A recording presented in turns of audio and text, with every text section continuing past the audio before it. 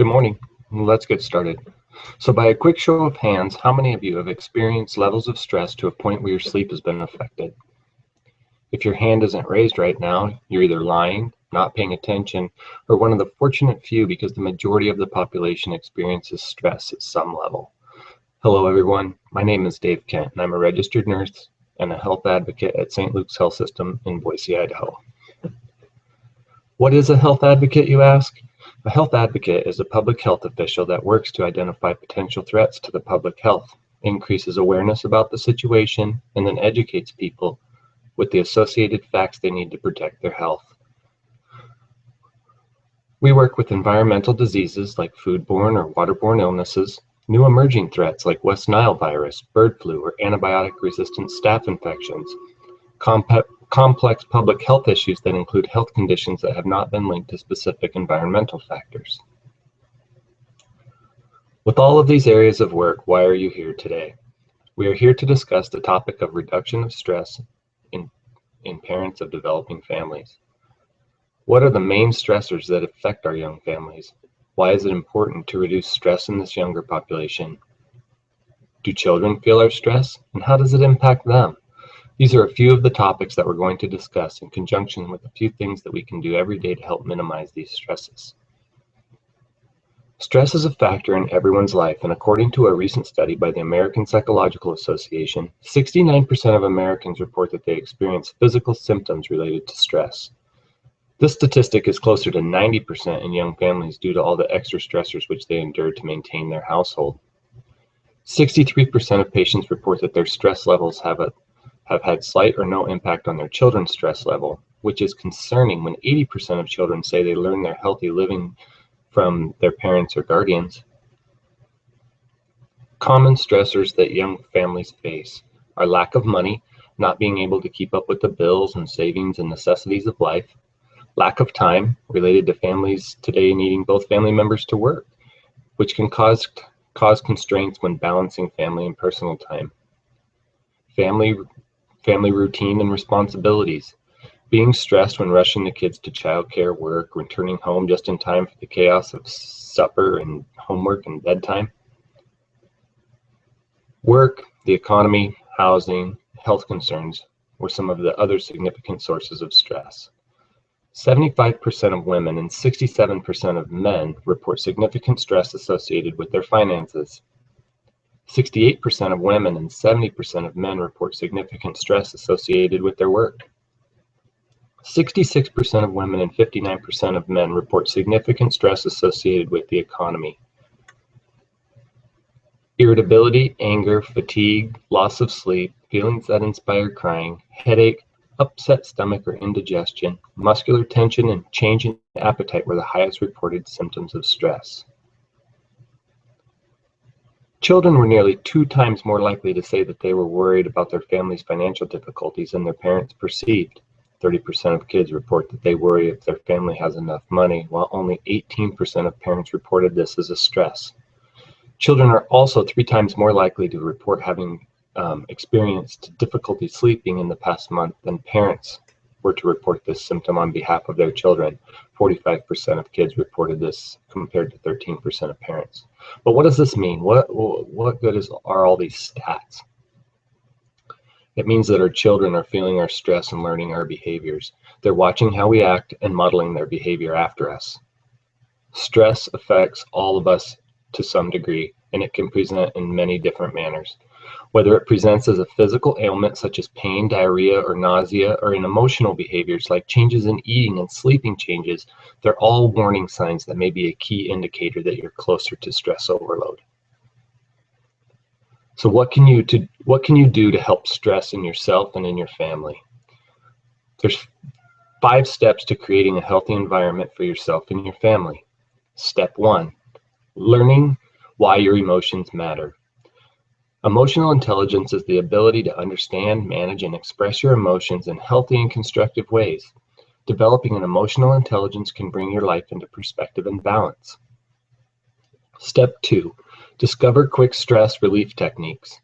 There are countless techniques for dealing with stress. Exercise, meditation, music, all of these can relieve stress. But have a different mechanism for each situation. By that I mean it's not always feasible to go for a run during work when you're feeling stressed, but perhaps there's something else that you can do to help bring you some relief. A particular smell, a deep breath, a moment of reprieve, a particular picture, or just your favorite piece of music. Just something that might help you reset and lower your stress levels. Beat stress with emotional connections. We have to be able to recognize emotional overload. Being able to understand it and empathize with others are key to the success. Communicating clearly and effectively. Make decisions based on things that are important to you. Get motivated and take action to meet goals. Build strong, healthy, and rewarding relationships. Step 4. Learn how to ride the wild horse. Our feelings can often seem like a wild horse, full of uncontrollable energy. Sometimes the only way to accept and tame these feelings are take up the reins and learn to ride them.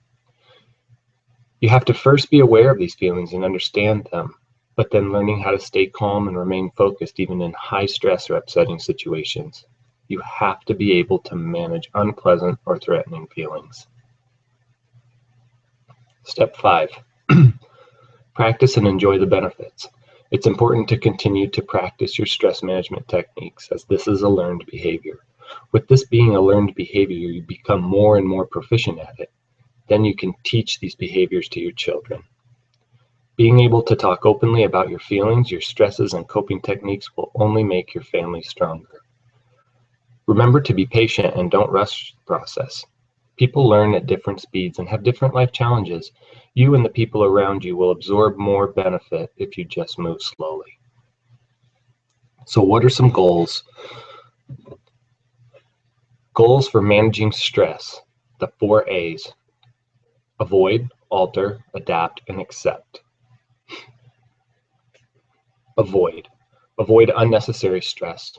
Not all stress can be avoided, but learning to say no and steering clear of people or situations that stress you out can help alleviate many stresses. Alter. Alter the situation. If you can't avoid a stressful situation, then alter it. Be assertive and deal with problems head on instead of bottling up your feelings and increasing your stress. Vocalize your concerns and be willing to compromise. Adapt. Adapt to the stressor. When you can't change the stressor, change yourself. Reframe problems or focus on the positive things in your life. If a task has you stressed, then focus on the parts of your job or your life that you do enjoy. Always look at the big picture. Is it really worth getting upset about? Last but not least is accept. Accept the things you cannot change. There will always be stressors in your life that you cannot do anything about. Learn to accept the inevitable rather than rail against a situation and make it even more stressful. Look for the positive silver lining of a situation. Even the most stressful situations can be an opportunity for learning and personal growth. Know that not everybody is perfect, and that includes you. So there's also some physical aspects that can be paired with goals to help strengthen you personally, to help you better cope with stress. One example is setting aside some relaxation time. Making time to complete activities that are relaxing for you can help your overall stress level by activating the body's relaxation response. Exercising regularly. Regular physical activity plays a key role in reducing and preventing the effects of stress. Nothing beats aerobic exercise for releasing pent-up stress and tension. Eating a healthy diet. Well-nourished bodies are better prepared to cope with stress. Start your day with a healthy breakfast, reduce your caffeine and sugar intake, and cut back on alcohol and nicotine use. Get plenty of sleep. Feeling tired can increase stress by causing you to think irrationally. Keep your cool by getting a good night's sleep. Don't be afraid to ask for help. A visit to a counselor for help initiating coping mechanisms that may not be understood otherwise.